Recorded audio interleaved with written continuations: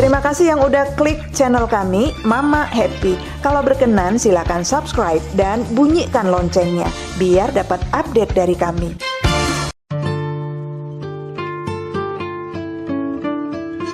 Assalamualaikum. Halo Mak. Ini kelanjutan kisah Uni. Setelah bercerai dengan Ian, suami pertamanya, mantan suami dan keluarganya berusaha memisahkan Uni dari kedua anaknya. Padahal pengadilan memutuskan hak asuh anak jatuh kepadanya. Bertahun-tahun kemudian, Uni menikah lagi hingga 4 kali. Iya, 4 kali, Mak. Tapi rumah tangganya tidak juga langgeng dan bahagia.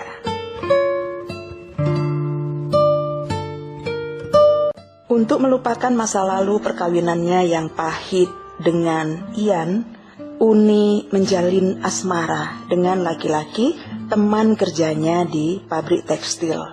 Min namanya. Mereka hanya menikah siri karena laki-laki itu telah punya istri dan anak. Karena pernikahan Uni dan Min tidak diketahui istri pertamanya, mereka menjalani hidup bersama hanya di siang hari. Min punya kesepakatan dengan istri pertamanya bahwa si Min itu boleh melakukan apa saja di siang hari, tapi kalau malam dia harus pulang ke rumahnya bersama anak dan istrinya. Hampir 5 tahun Uni menjalani hidup bersama Min. Semua kebutuhan ekonominya dipenuhi oleh Min. Min juga cukup setia, kecuali bahwa dia sudah punya istri pertama dan Uni mengetahuinya. Namun mereka tidak memiliki anak. Lama-kelamaan Uni menolak diperlakukan Min hanya sebagai istri ketika siang hari. Sedangkan pada malam hari Uni sendirian, tanpa anak, tanpa teman. Uni merasa hidupnya hampa. Sebagai istri, rasanya nggak normal. Uni akhirnya mengajak Min bicara. Uni mengajukan perpisahan saja. Ia mendorong Min kembali sepenuhnya ke istri pertamanya. Min yang sangat mencintai Uni sempat menolaknya, Mak. Min bahkan jatuh sakit karena depresi, harus berpisah dengan Uni. Tapi atas bantuan mediasi dari kakak ipar Uni, Min akhirnya menerima keputusan Uni. Meski dengan berat hati, mereka berpisah.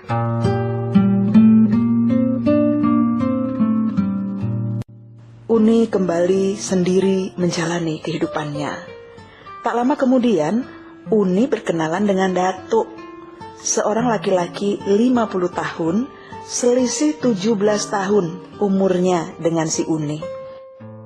Laki-laki ini dari Padang, Sumatera Barat. Mereka berkenalan melalui media sosial dan akhirnya saling bertemu. Beberapa kali Datuk mengunjungi Uni dan bertemu orang tuanya. Uni berharap bisa membangun hubungan serius dengan Datuk. Karena selama ini dalam komunikasi mereka, tampaknya Datuk cukup dewasa dan mengayomi. Uni berharap bisa membangun hubungan serius dengan Datuk, menikah dan menjadi istrinya.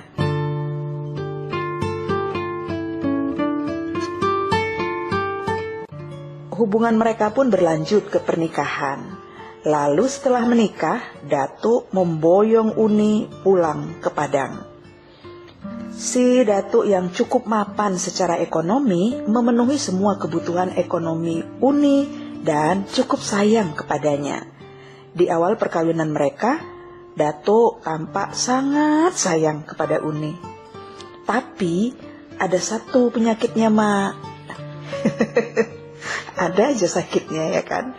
Si Datuk ini cemburuannya bukan main, minta ampun. Sikit-sikit cemburu dia, Mak.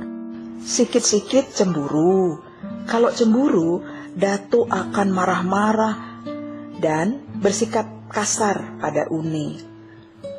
Pernah suatu hari, Datuk menyuruh Uni membelikan martabak di tempat penjual martabak langganannya.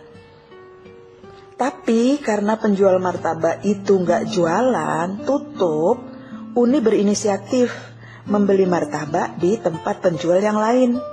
Si datuk bertanya, kok lama kali kau beli? Di mana belinya?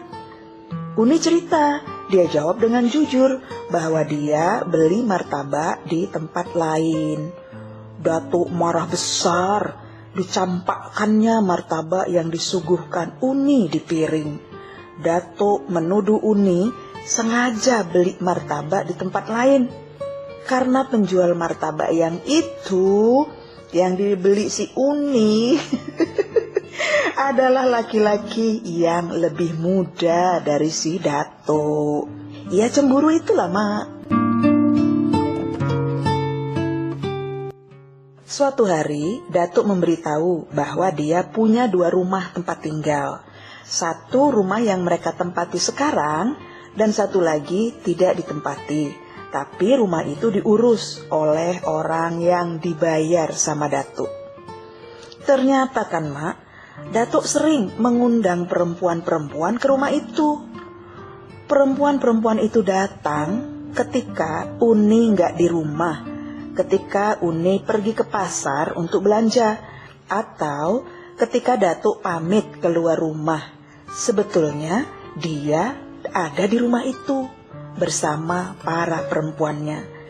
Datuk akan berusaha memuaskan hasrat seksualnya dengan berbagai cara, karena sebenarnya si Datuk impoten. Uni mendapat informasi itu dari petugas yang menjaga rumah tersebut. Penjaga rumah itu juga mengatakan bahwa mantan istri si Datuk melarikan diri dari rumah dan minta cerai dari Datuk karena nggak kuat dengan perilaku kasar si Datuk. Betapa kecewa hati Uni, tapi dia nggak bisa berbuat apa-apa.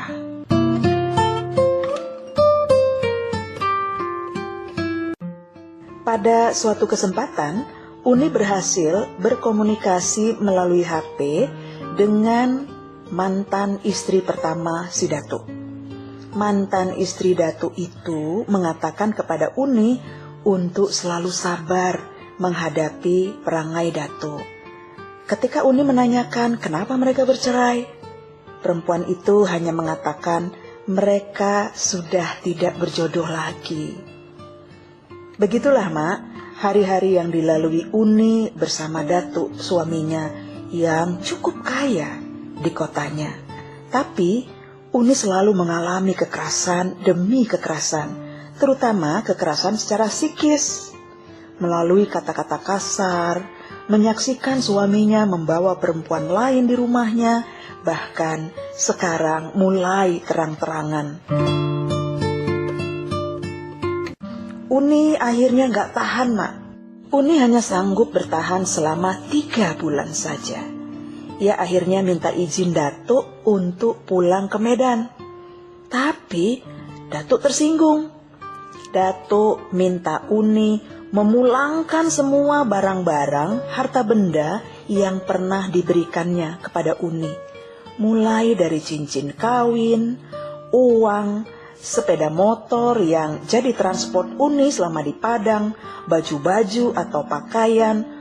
Pokoknya semua yang dari si Datuk harus dikembalikan. Uni hanya boleh mengambil barang-barang miliknya sendiri. Uni menarik nafas. Sesak rasanya, Mak. Kayak orang kena COVID itulah. Parah kali lakinya rupanya kan. Aduh, gawat. Tapi Uni menuruti apa maunya si Datuk. Dia ingin cepat-cepat bebas dan merdeka dari laki-laki yang baru 3 bulan jadi suaminya itu.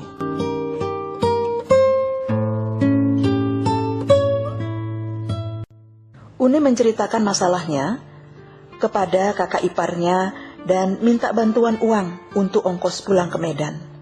Kakak iparnya yang baik itu mentransfer 500.000 untuk Uni. Dengan uang itu, Uni pulang naik bis ke Medan, pulang ke rumah orang tuanya. Uni akhirnya menceritakan kepada orang tuanya apa yang ia alami bersama si Datuk. Uni ingin segera bercerai. Orang tuanya setuju. Meski awalnya rumit, tapi akhirnya Datuk bersedia menceraikan Uni. Lega ya, Mak? Lega dengernya.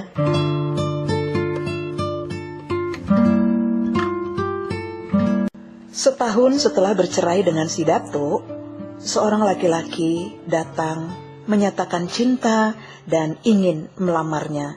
Kita sebut saja Abang Simarmata. Kali ini Uni ragu-ragu.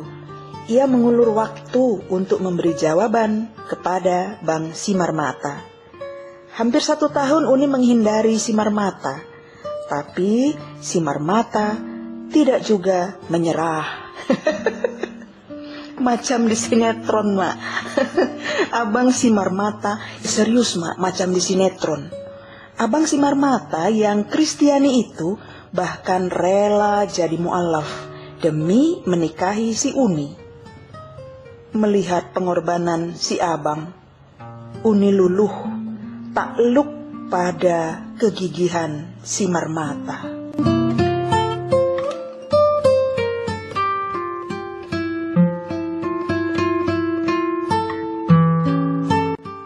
Si Uni inilah, Mak, dari orang Jawa, orang Padang, sekarang orang Batak. Semua ondak pula melamarnya, menjadikan dia istrinya. Si Uni pun mau aja, ya kan, Mak? Ajab juga kawan ini. Meskipun masih ada teka-teki di balik status Bang Simarmata yang mengatakan dirinya masih lajang, tapi abang itu nggak pernah pula mengajak Uni ke rumah orang tuanya atau ke kampung halamannya di tanah Batak sana. Orang Batak ini, Mak. Dia bilang kedua orang tuanya sudah meninggal dunia. Ya sudah, Uni percaya saja. Uni akhirnya menjadi istri Bang Simarmata. Menikah dia, Mak, untuk yang keempat kalinya. Uni berharap ini adalah pernikahan terakhirnya dan bahagia bersama Bang Simarmata hingga akhir hayatnya.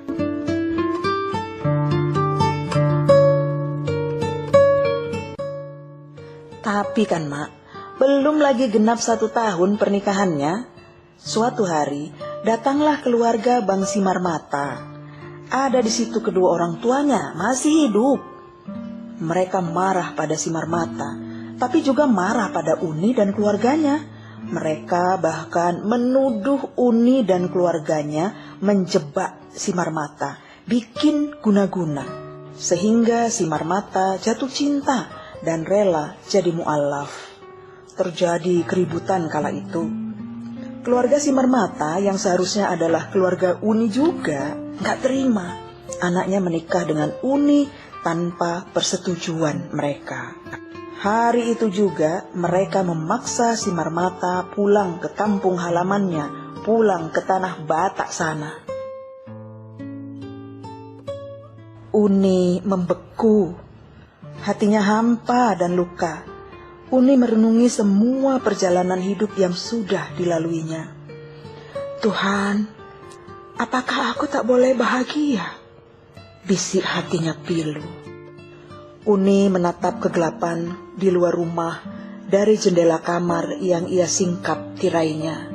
Uni terpaku merenungi perjalanan nasib rumah tangganya yang selalu kandas di tengah jalan.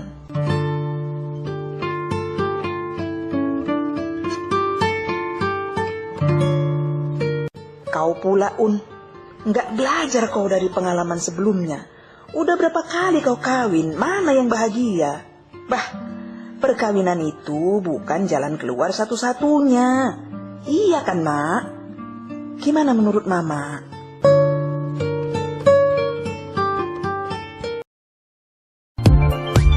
Oke, Mak, itu dulu cerita dari kami. Beritahu kami kalau Anda menyukainya. Tekan subscribe, tekan juga tombol loncengnya supaya Anda mendapat update dari kami. Kalau ada cerita menarik yang ingin Anda bagikan, hubungi kami dan kami akan mengisahkannya untuk Anda semua. Terima kasih.